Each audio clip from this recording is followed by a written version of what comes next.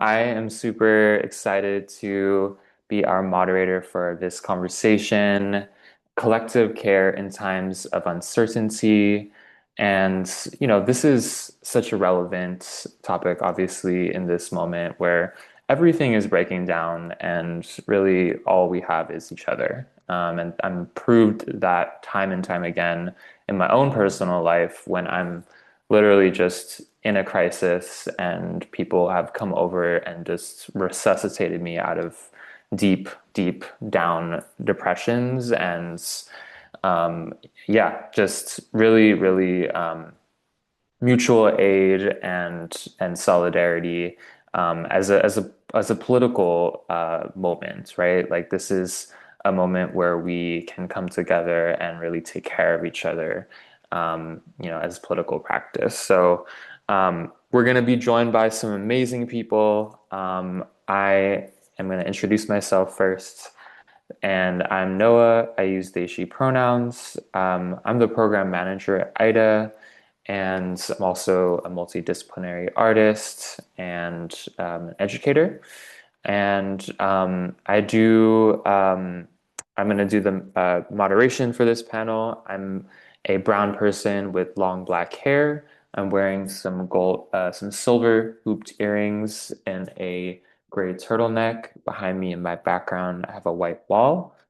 And yeah, this conversation, we're going to be joined by some people talking about how they're practicing collective care, really, during this ongoing societal, like, destruction, upheaval, um, crisis, polycrisis that we're going through right now. So I'm really excited to hear their stories, their perspectives on how we can practice mutual aid, how we can practice this community care that we're, to sustain each other. So with that, I will invite Yolo, Mara, and Eliana to introduce themselves. So starting with Yolo, if you could share your name, your pronouns, a brief visual description, where you're calling in from, and then answering the question to just talk a little bit about the work you do and what collective care means to you.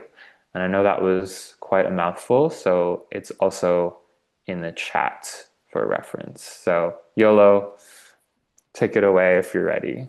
Thank you, Noah. I appreciate you all also putting in that chat because my brain was definitely like, ooh, that was 15 things, and I'm going to lose about five of those. Good afternoon, good evening, good day, wherever you are. My name is Yolo Akili Robinson. My pronouns are he and they. I'm a brown-skinned, black, non-binary person with a short afro. I am wearing a black hoodie that has the writing on it.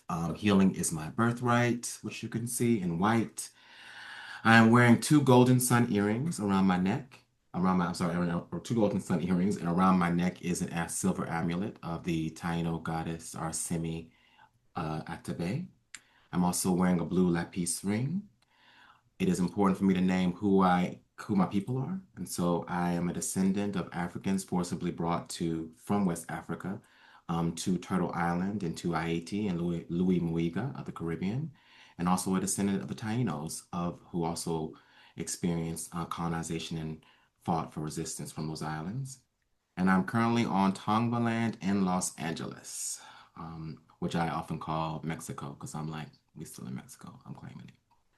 Um, so to answer the question, what is collective care to me? And I think there was two questions I need to make sure I say. One of them was about my work. My work, first of all, is to build alternative care systems for Black and marginalized communities. Through BEAM, which is the Black Emotional and Mental Health Collective, that is my goal and focus. It is to help refine and uplift the medicine that I believe all of our people already have, the wisdom, the brilliance as disabled folk, as people who identify as MAD, as Black, queer, trans folks, um, to help us refine those skills, to resource those skills, to resource those networks, and to organize those networks is my focus. It is to build a framing that I've learned from Dr. Evan Auguste is really maroon communities of resistance around the concept of what we call mental health in the United States and also in the world. The question that was posed to me about collective care, for me, I had a moment with this question because I was like, what is care that's not collective? I really couldn't quite grasp it at first. It really was a nice opportunity to think about that. Because when I think about care and I think about what it looks like for me, I'm thinking about the deep interdependence we have with all life on this planet, right? And so and so I'm almost wondering if the things that we call self-care, I'm like, is that care or is that numbing for me? Is that pacification? Is it care? Because when I'm caring for me, when I'm actually engaged in care, I'm engaged in honoring that interdependence, which means building networks of support, which means caring for my ancestors, but even caring for my body and my being helps care for my loved ones, my nephews, my nieces, my friends. Like, actually, it's all interconnected.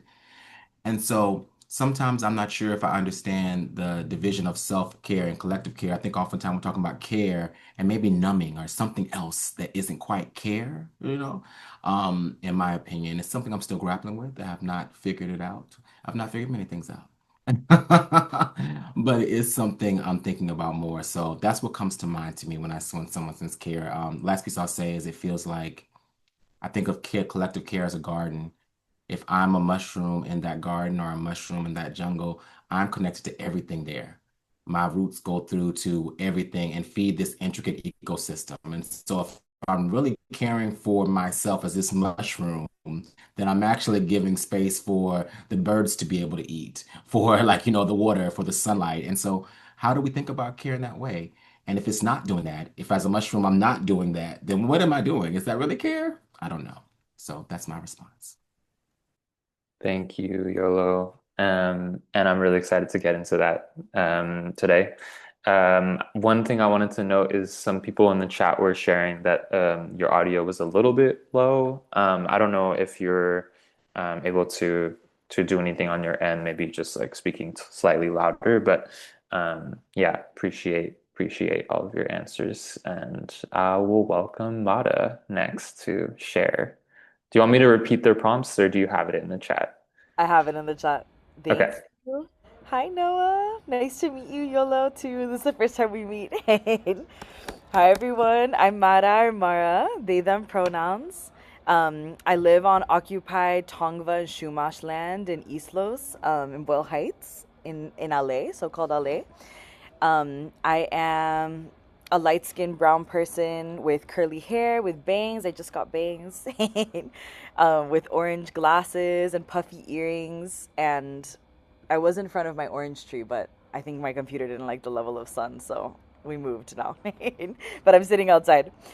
Um, yeah, and the work that I do. So I'm a worker owner at Spring Up Cooperative, and I run the mediation program there. So I do transformative justice processes there and restorative justice mediations. Um, we uplift and understand and situate the circle keeping practices and somatic practices and care practices as part of a much longer history of indigenous centered care practices. And so bringing in altar building, bringing in all different types of ritual and spiritual practice and plant cesters and those sorts of things too. I also am a member at People of Color Psychedelic Collective, where we do a lot of grassroots education primarily, and different events. And then I am also a decolonizing therapist at Access Mundi. And so I'm an AMFT therapist, and mostly support people in their decolonizing journey and doing like intergenerational healing, and in navigating the conflicts that are coming up in their organizing spaces and things like that. That's kind of what my focus tends to be. Um, yeah, also a sex worker, also a gardener. Feel like those all feel really important to me of what I do, and love to have a lot of DIY mental health spaces where we get together and just kind of engage in chisme, do some herbal care together. That's kind of usually the types of spaces that I like to hold in a more DIY sense. Um, Yeah, collective care, my gosh, it's been such a morning for me, but I feel like I was really rooted in and steeped in collective care this morning, so I feel like it was perfect for the lead up for this panel.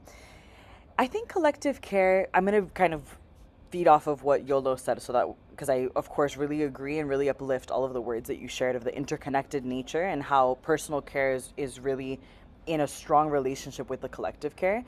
I think I'll also add, especially because of the topic of today, collective care it's often inconvenient too. It's often really exhausting.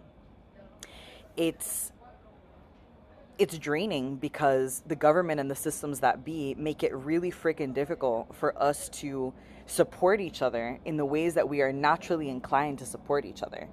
And so I think about how in these moments, in this time of such a devolution that's happening, de-evolution that's happening of the systems of power around us, I think about how I've both had to center collective care in my personal relationships, and that's looked like I save a certain number of spoons for the end of my workday because I know that I usually will either need to call a friend or to do some sort of like crisis support work, to decompress because of the level of heaviness that all of us are navigating, um, to do something that's going to usually be not planned and maybe like inconvenience me because I care and I'm deeply rooted in all of my relationships around me, and I know that that's what actually sustains me.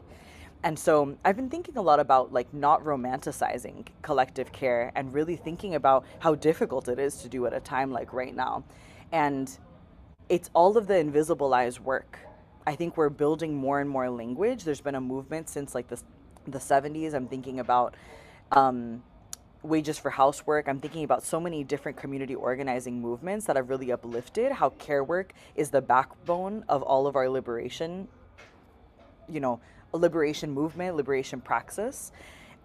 And I'm thinking about how it's increasingly more and more difficult, and yet it's what we're going to continue to do to survive and also to dream up a new and a different and more collectivized future together. Um, so yeah, I think I'll just leave it there. Oh, actually, I wanted to read this quick quote from Braiding Sweetgrass. That was what I was actually going to say until I had this morning, and then I was like, wait, let me talk about that instead.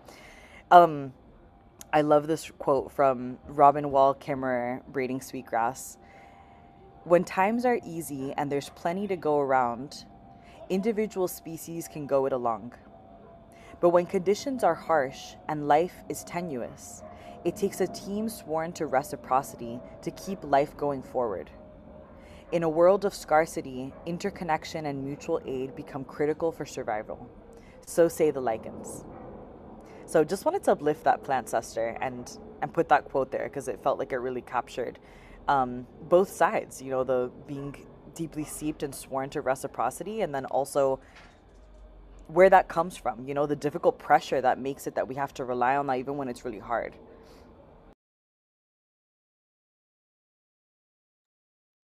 Thank you, Mara, and I appreciate the breeding sweetgrass quote.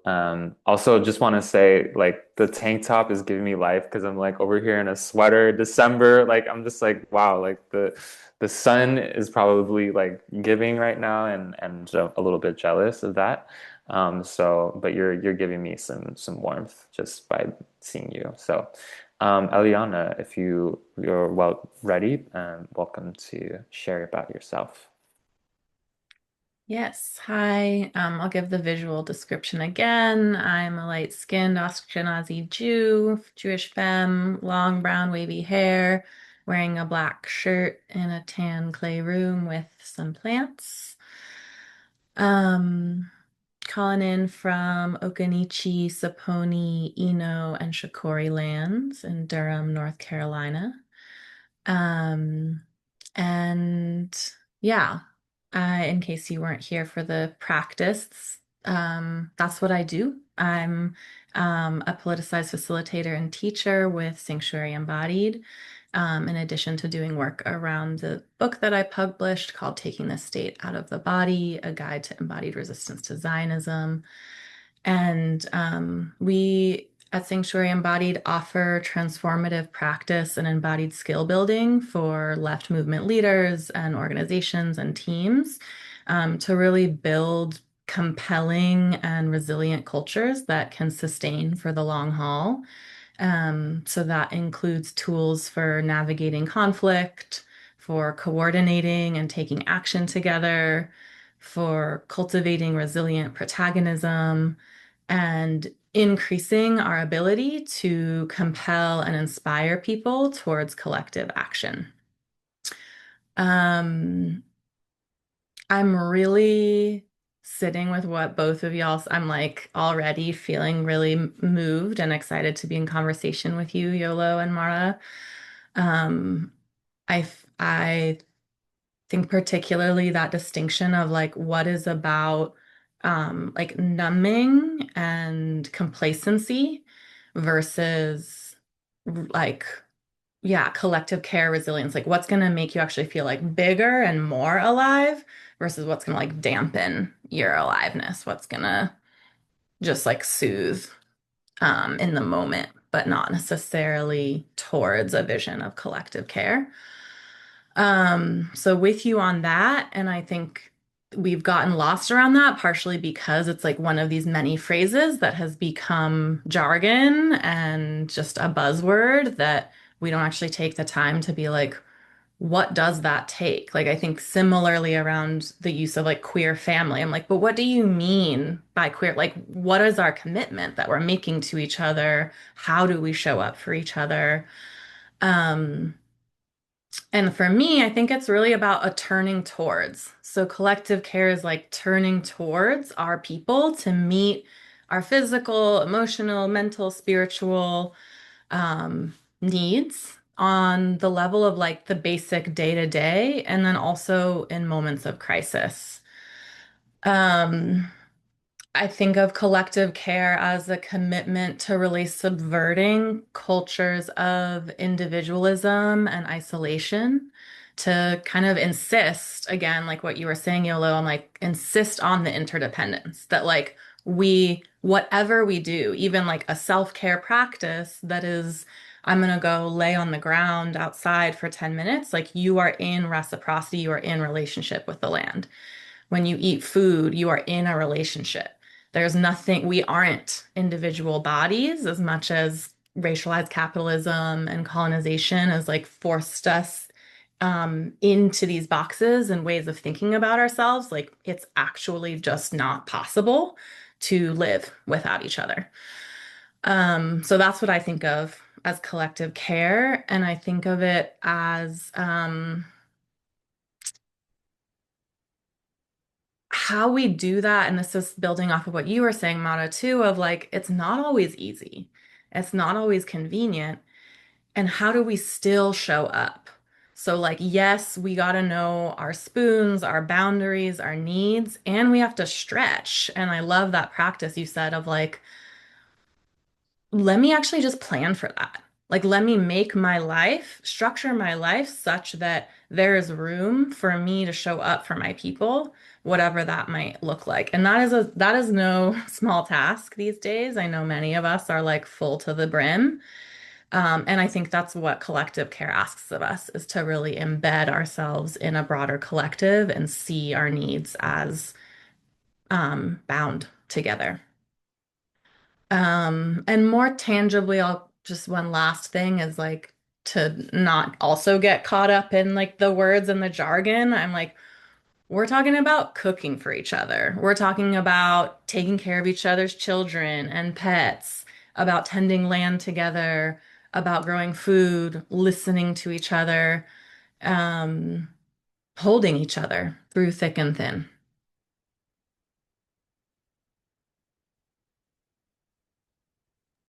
Thank you, Eliana. And I feel like that was such an amazing segue to what my first question is. Yeah, I'm really enjoying this conversation, all these points about the tensions, right? The mutual aid and collective care, that it's not easy, and it's and what even is collective care? Is it possible to have care without community, right? Are these kind of where is like care without like a sense of collectivity? I want to kind of come back to what you just said around like these everyday moments of care, cooking food for people. You know, one thing I think about, just like friends of mine who are like sharing psychiatric medication when someone runs out, like things that people are doing on an everyday basis to show up for each other. And so I want to ask this first question for you all to share a story or a memory or something that holds you when you think about this idea of collective care. What does this look like in practice?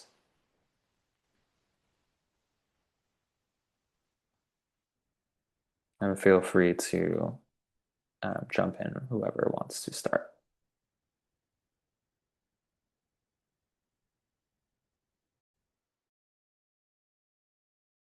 I can share a couple stories. Um, so we were having a pre-call, and I was telling this story, and I think I want to start there. Of my, so I have a little like office space where I let my friends stay sometimes because LA is going through such a housing crisis, so it's been happening all the time. And one of my homegirls who's been staying with me was really going through it, and we said that we were gonna go for a walk together. And so we went for a walk, and there's so many fruit trees in Boyle Heights. I'm like so lucky with where I live. And we were doing a little bit of guerrilla harvesting. So we were taking some guavas from this tree. I feel like I've mapped out all the spots where there's amazing fruits. And we were doing it kind of in secret, and they saw us, and my neighbors like invited us. They were like, "You don't have to do that in secret. Come over, come onto our front porch." And they made us some guava atole, which I didn't know you could make that out of guavas too. It was really delicious. And we ended up having a really rich conversation about guava trees and about using the leaves and using the actual branches themselves too in teas and all of the different medicinal benefits of it, and really opening up with each other through just connecting, having this atole, opening up with each other about how horrible the hospital is that has such a long history of sterilization and horrible care, which is the only hospital in our neighborhood.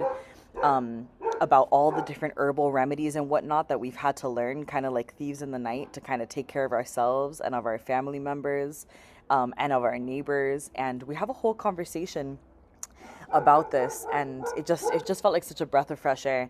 And then we said we were going to go on our way and keep going down our walk, and my neighbor said to me, "Make sure you bring pepper spray." And I was like, "Oh, absolutely, I always carry pepper spray with me." And they were like, "Yeah, of course, in case you see ice." And I was like, "Oh, I love this."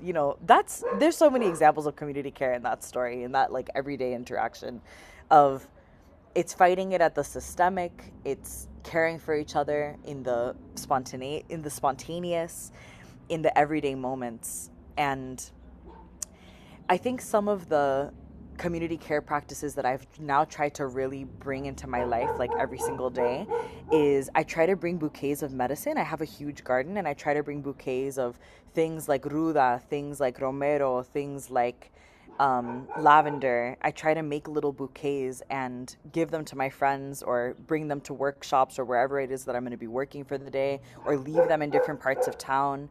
So having these medicine bundles be medicine making as like a portal technology. I think so many of our collective care practices are these portal technologies of how things could be different, and meeting each other in that portal of seeing the invisible labor, seeing how hard it is to make it through the day, supporting each other in those little moments of joy. To me, those are the kinds of stories of collective care that I feel like I really hold, that have taught me so much about that. And I really love what you said, Yolo, of like, I'm still unearthing these practices for myself and wrapping my head around how I relate to this. But that's what it's looked like for me this year and in this moment. Those are some stories. I'm gonna try to talk louder, so let me all know. Let me know if I sound better. I'm like you I might think be it's a little better. Yeah, yeah. might Thank be seeing you. my I'm coming closer to the screen, so you might be seeing my nose hair. So I apologize if that's what's coming up. Let's see those Hey, nose hairs. No, that's back good. up, back up, YOLO, back up from the screen. Um, I really as we continue to talk about collective care, and I think about some of the language that I find myself using that I think we've all used in this space is like the language of inconvenience, the language of like uncomfortable. And I'm thinking about like, where I grew up and where I live and like being in poor, disabled communities where collective care wasn't this thing that was separate from how we just had to move. We had no choice, right? Like my aunties actually coming to feed us and not no one saying it was collective care. It was like, this is what we have to do to survive. People sharing, people who needed assistance and support to be mobile to get to places, etc. Like that was just intrinsic, right?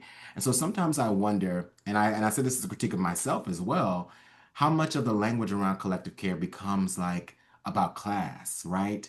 Like I don't have to do it. I get a choice to do it. And in many communities, you don't have a choice to do it. It's actually just the only way we can survive in this environment. If I'm a disabled person who needs support to use the restroom, or I don't get a choice necessarily, like around those pieces around collective care in that way, or if you want to define that as care, some people say that's service, right? But there's a lot of different nuances to it.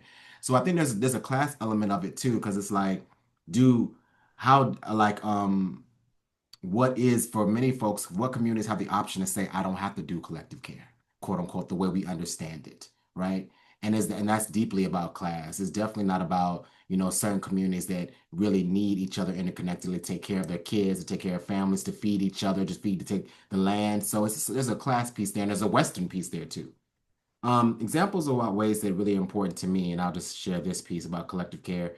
As someone who does not have my own quote unquote biological children, I consider as an auntie, it's really important for me to be supportive and show up for all the people in my network and community who do have children. And so that means pulling up to do childcare and support, right? Like, what, and make sometimes it's also buying school clothes and different supplies that I have resources to do if I can, right? Spending time to support parents.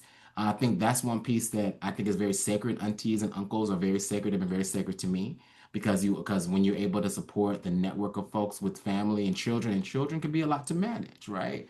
And so that's one way I try to practice collective care. But once again, really want to continue to challenge us to think about, like who has the privilege to say they don't have to engage in collective care, right? You know what I mean? Who has the privilege to say that and who doesn't? And who's like, this is actually my default because of the nature of where I am and where I live and what my economic situation is, what my relationship to land is, you know? So just curious there. Just one thing.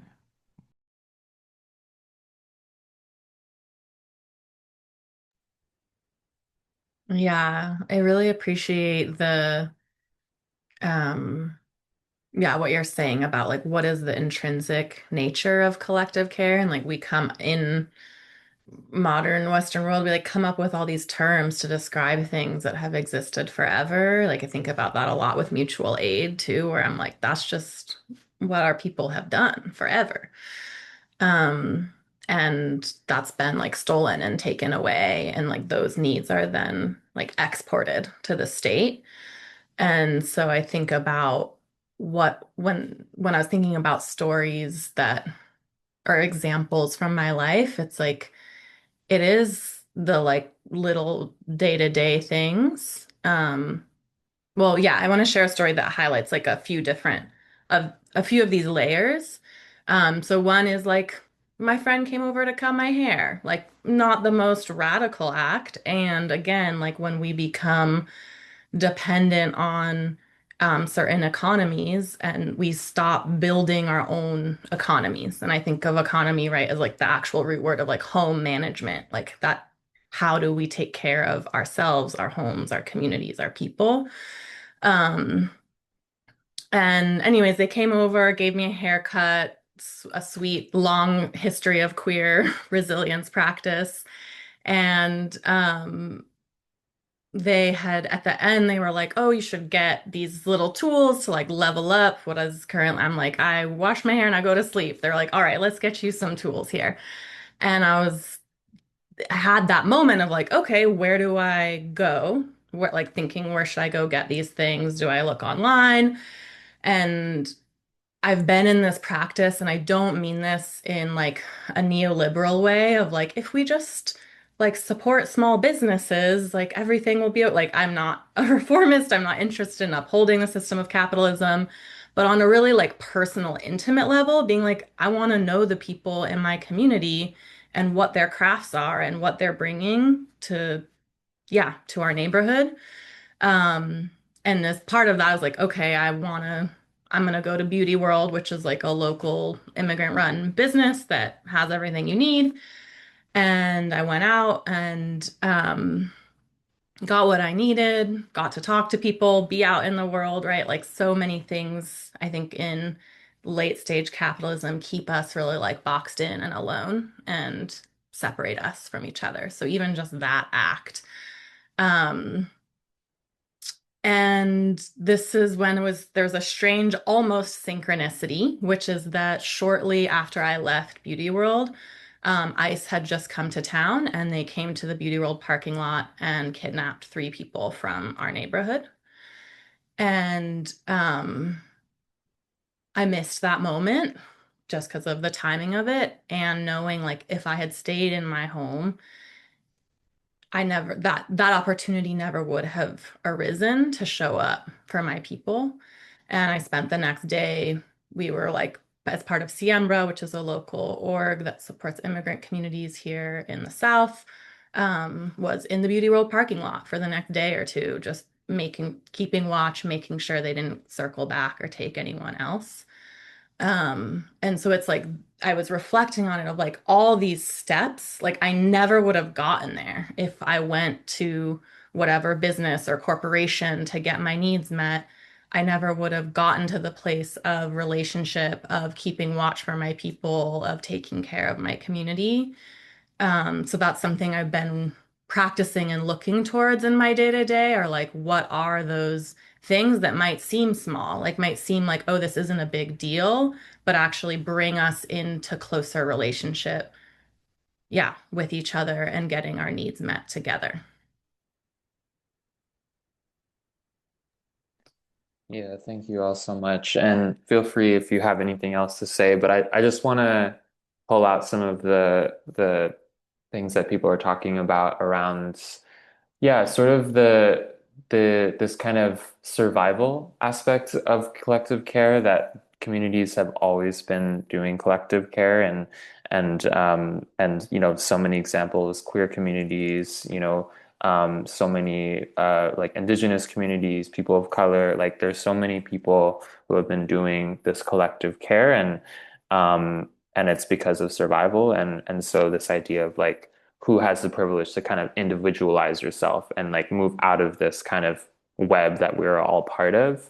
And I feel like Marta and you were kind of speaking to how once you sort of intertwine with some of the web that we're part of, you kind of get to know all of the intertwining relationships that to land, to people, to protection from the state, to all of these different moments that you can kind of are entry points into collective care. So I'm really interested in this kind of idea of like entries to that. And I think that also we've been talking about the tensions of the fact that, you know, collective care is not always easy. And it really, I think, Mara, you said something about, you know, how it's not easy because the state is, you know, it's killing us. We're not able to show up for each other because, you know, it makes it really difficult. The system really makes it difficult to take care of each other. And so I want to pull apart this kind of tension because I feel like, you know, when I'm thinking about, you know, in terms of like mental health, like we people want to take care of each other until it gets to too much and that someone's in a crisis and then it's time to call 911, right? Like there's like this kind of breaking point where it's like, all right, this gone, you've gone too far. Like we need to professionalize this care. And then I'm thinking about, you know, the tension of, you know, the fact that people are really stretched thin right now. And that's very real. And then I'm coming back to this idea of like who has the privilege to say no, I'm gonna to walk away from this collectivity. So I want to ask you all, like, what are the kind of, how do we hold this sort of nuance of like, how do you discern like what is yours when it comes to the collective, and like what belongs, what is yours to hold versus like what do you need to kind of release or grieve because it's not your, I don't know the word is, burden to carry. So I guess I'm kind of holding this tension with this question because I also feel like I kind of have a feeling and or sort of an issue around this, I don't know, this kind of modern feeling of like a lot of boundaries towards like time and energy and space, which is real, but I think can sometimes cut us off from our collectivity. So yeah, are you like, do you have practices, boundaries, teachings, relationships with this kind of discernment? Let me know if that made sense because I was kind of like going off on a lot of things, but yeah.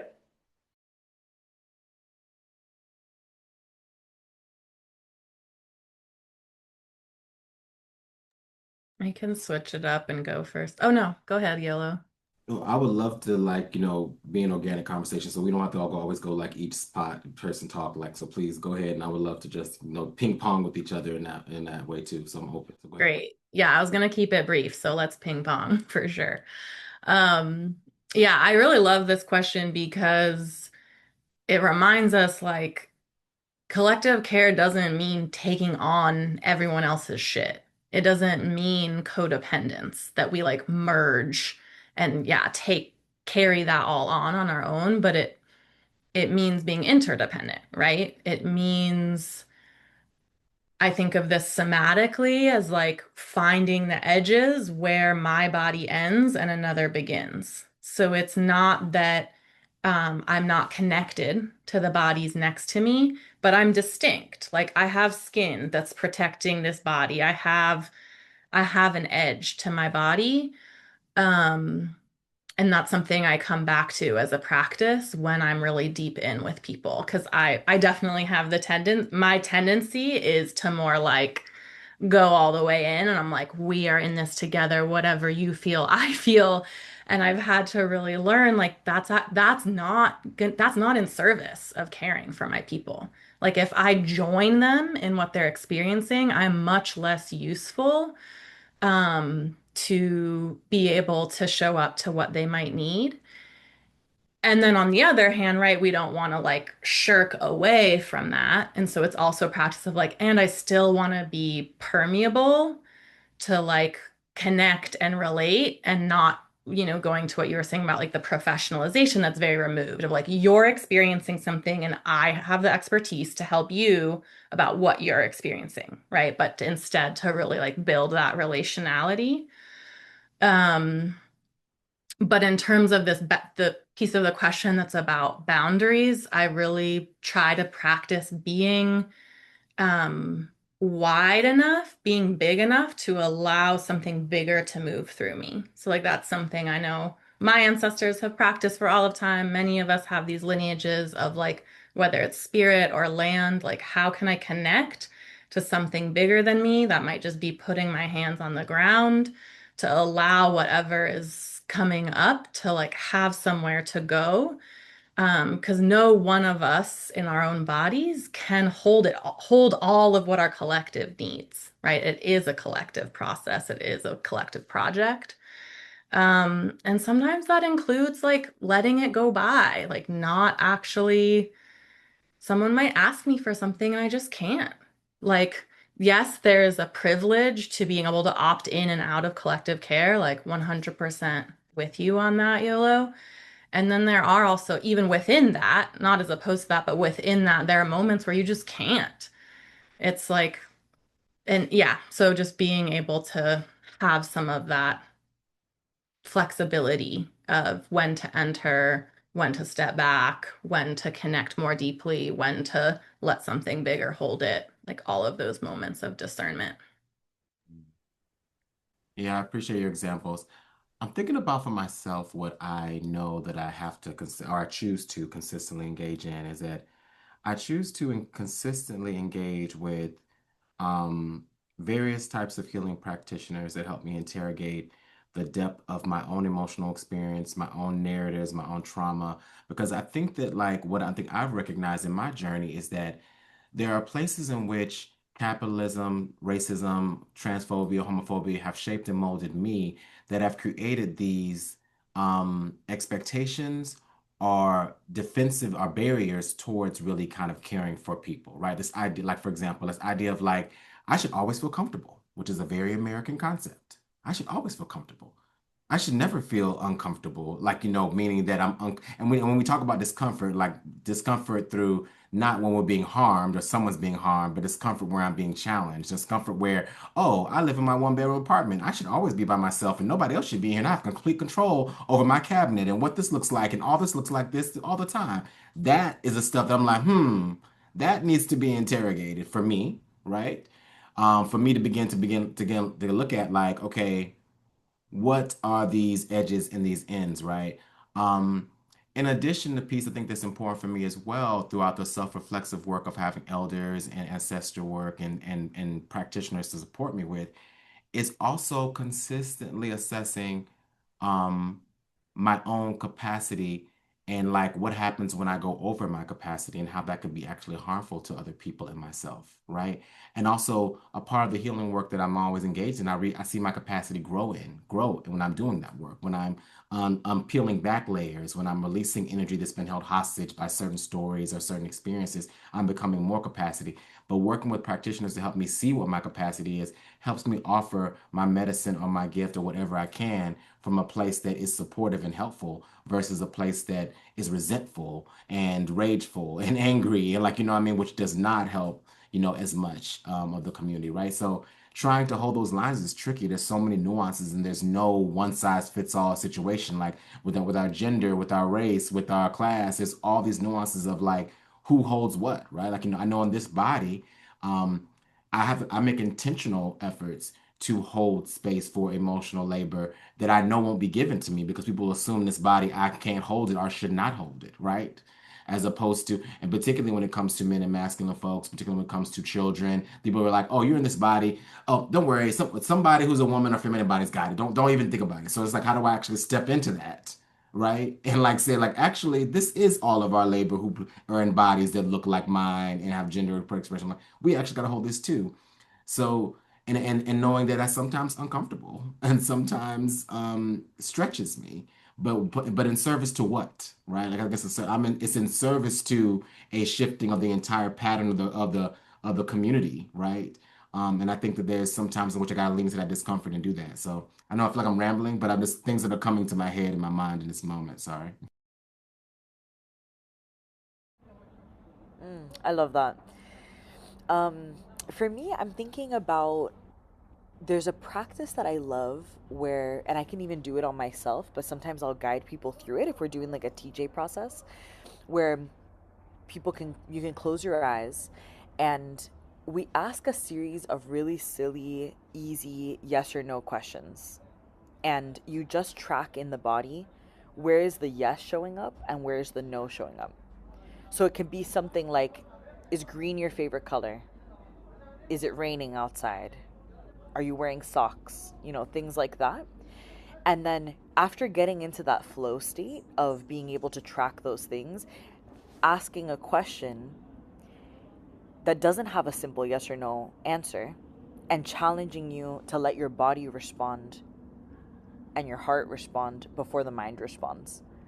That's a practice that I really love to do to get to that second part of the question of what does this look like in a tangible way. To me, I have to have so many practices like that, because of going through so many different like emotional states and so much grief like throughout the day. I feel like I need to have anchoring practices like that, and so many of those I have learned from my elders. Like, I think if you find yourself in community that isn't intergenerational, that's something that we should be challenging. I love Yolo keeps bringing in this perspective of, what's American and Western focused organizing or Western focus like mentality that can seep into our everyday lives, having that intergenerational medicine is so critical to being able to care for each other. The babies, we also call them baby elders in my community, and elders themselves, and everyone along the spectrum too.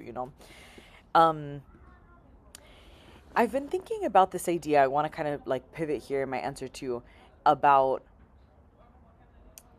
kind of toxic boundary culture. And this idea, I see it a lot in like the jargon and like Instagram therapy posts and whatnot about practicing boundaries and all these different things that end up actually disconnecting us. And I always challenge people to really think and be intentional and conscious in the choice of who do you choose? Who are your people?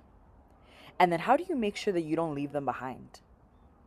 And to me, generative conflict is like a huge part of that, is embracing conflict in those relationships, being able to slow down enough and say, you know, I'm feeling dysregulated right now, but I want to be here. I want to help you strategize. When I have more capacity, I want to listen to you. I want to listen to your needs. I want to be here in the hard moment. I think all of us have to have at least a couple people in our life that we're choosing in that way, that we can really stick with that transformation together. So embracing conflict, I think, is so important. My friend told me this like word of advice the other day. They had a really scary experience in nature where they were camping with like a big group of like our friends of queer and trans people, and the park ranger, the nature cops, came and tried to kick them out of the park, and they had to pack up like really quickly, and it was just this whole thing, and everyone was feeling so like scared, and there were all these things running through everyone's head, and they decided, okay, we're gonna move at the pace of the slowest person, and we'll be kind of a united group all together of we're going to take our time, we're going to support each other, and we're going to move at the pace of the slowest person. And to me, those are like everyday examples of what it means to, of course, protect yourself, protect your heart, protect your capacity, be in right relationship with all of those different forces within yourself. But then also don't leave your people behind. And I think that that's what this really challenging moment of grief, of collective grief, is asking us to do, is to be in right relationship with those questions of what does it mean to both choose people, to not leave people behind, to move at that place of slowness. Like, it asks us to fight urgency. It asks us to fight a lot of this toxic boundary culture. It asks us to push ourselves sometimes beyond our means, because we have to. It's all that we've got. So those are, yeah, some of my thoughts. You were just so you were saying things and things were just like popping and stars like coming to my mind. One thing I was thinking, at Being, we teach this principle of making a distinction between people's ideas, behaviors, and choices in the core of who they are. And so what that means is, I'm just going to use someone's name here. Noah, you are always welcome here. That behavior is not. Right? Do you understand the distinction? Like, make a distinction. So making a distinction. Sometimes people are really having a challenge with their behavior, and globalizing that to a person, as opposed to saying this behavior is actually the issue. These choices that you make are the challenge that I'm actually having a concern about. Your ideas you are presenting, right? And I think that we don't always have the language to make those distinctions. We just kind of globalize that you are what you have done, you know what I mean? As opposed to saying, Mom, this behavior, if you continue to make this choice, I'm trying to make a different choice for my wellness, right? About how I engage you around this or at this time, or what dimension of engagement I'm going to engage you with, right?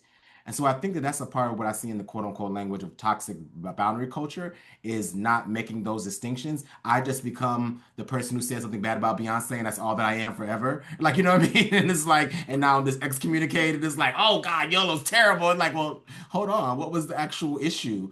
And was there an opportunity for me to say, hey, I acknowledge how me saying that had an impact. And if I did not take an opportunity to actually own that, then there's another more information about what other further boundaries need to be around behaviors, ideas, and choices moving forward, right? And so I think that like some of that is something I want to interject in there too. It's like what is the real thing we want a boundary with?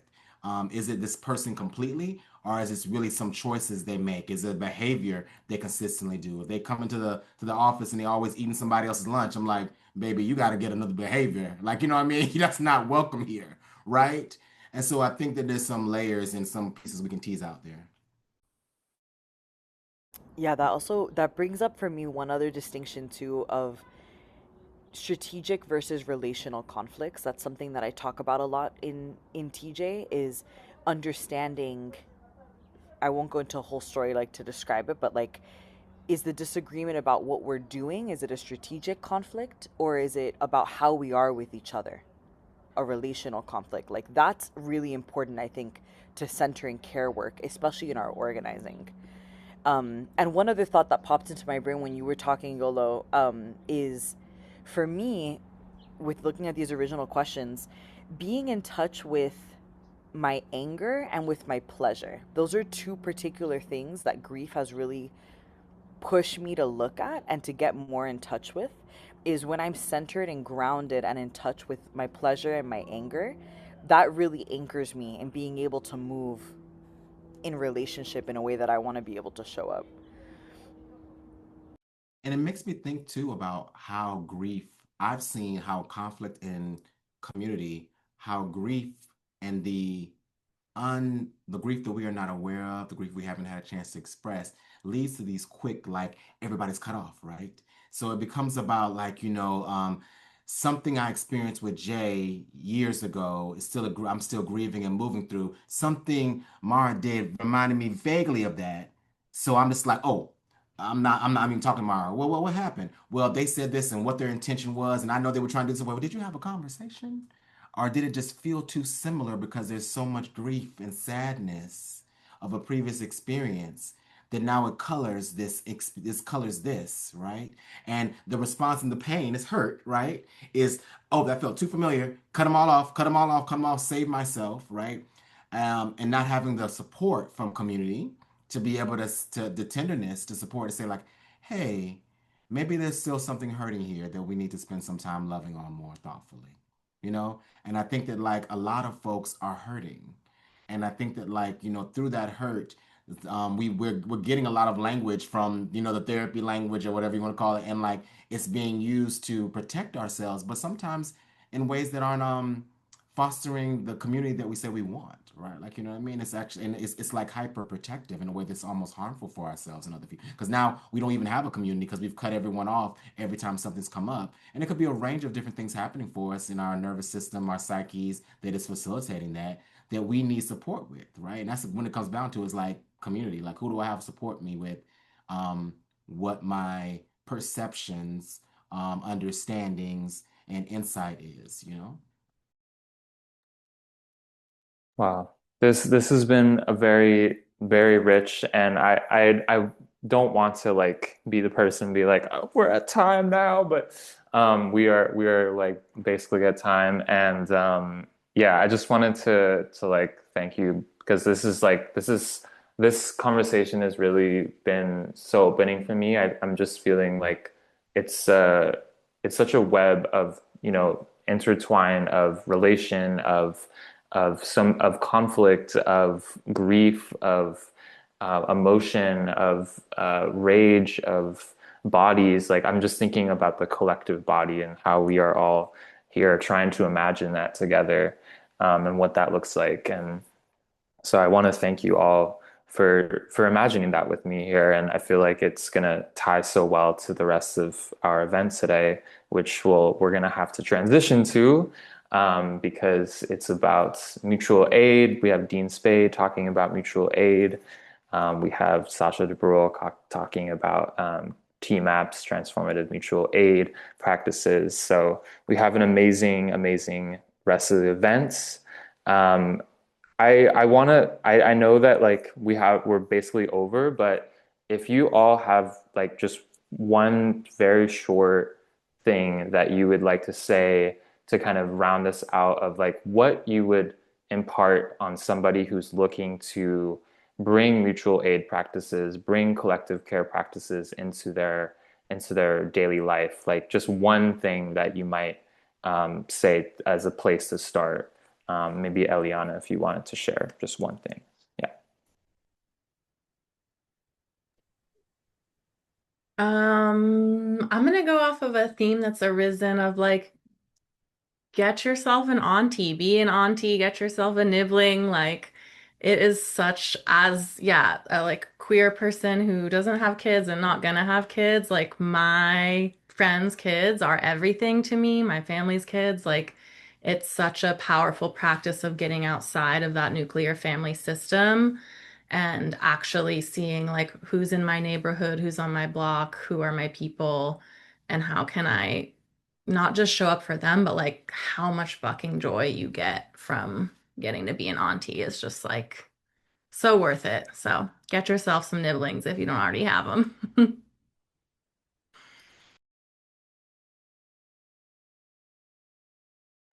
Yolo, Mara, would you like to say anything for this? I'll just say to the men folk in the room, to the people who may be projected as masculine, like myself, who's non-binary, but get read as a man, inviting you specifically to look at the ways in which labor is gendered in your community and spaces and to challenge it by showing up and doing the things that people don't expect you to do.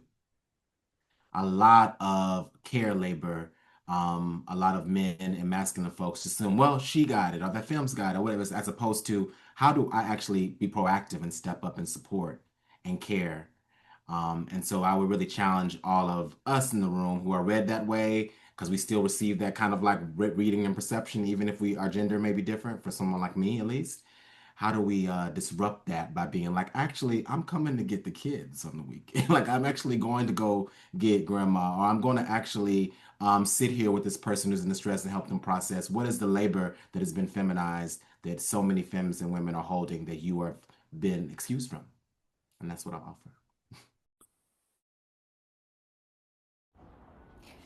I think my last note would be to start as small as possible and as local as possible with being in ritual with what's already around you. So, what's the most accessible to you? What are the plants and the trees that are literally holding you right around your home, right on your block?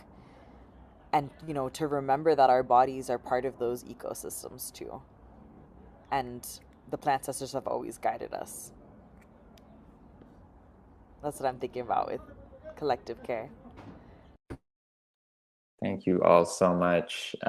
This was a beautiful conversation. I'm feeling super, super nourished and a little called out with my one bedroom apartment right now, YOLO, but I'm very I'm very in the community and I'm like taking in a lot and absorbing, feeling like I'm ready to be even more, practicing. So thank you all. And I'm excited to continue onwards with this event.